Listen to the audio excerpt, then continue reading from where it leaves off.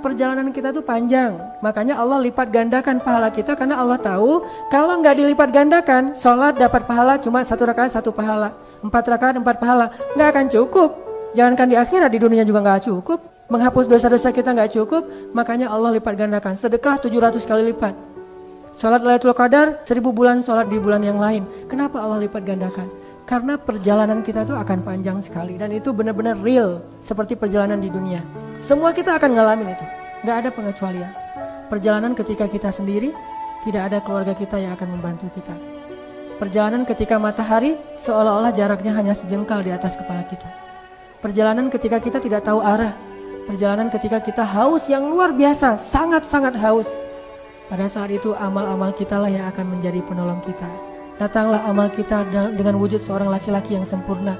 Dia mengatakan, ya fulan, akulah amal-amalmu. Kita mencium harumnya laki-laki itu, berarti amalnya baik.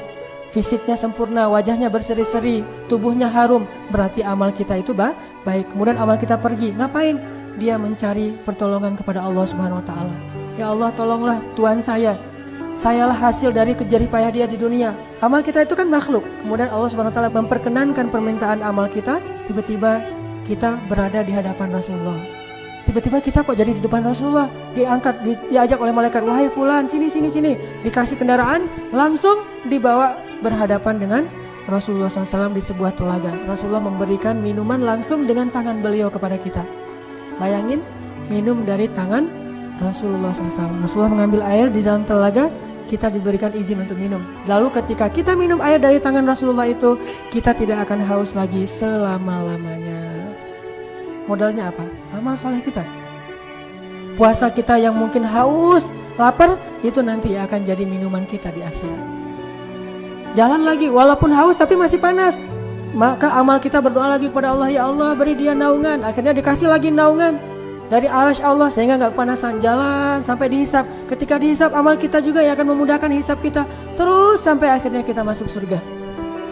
Makanya bulan Ramadan ini bulan jalan bagi kita untuk mendapatkan kemenangan. Perjalanan kita bersusah-susah, haus, lapar, mungkin ngantuk karena lagi puasa dan seterusnya, nggak bisa aktif seperti biasanya. Mau olahraganya yang biasa-biasa aja, nggak boleh ekstrim. Kenapa? Karena bulan Ramadan itu bulan ujian. Sehingga siapa yang lulus dalam ujian ini beramal soleh terus, insya Allah kemenangan itu akan dia dapatkan besok, lusa, atau nanti ketika sakarat, atau di dalam kubur, atau nanti di akhirat insya Allah. Mudah-mudahan semua kita nanti mendapatkan piala kemenangan Ramadan.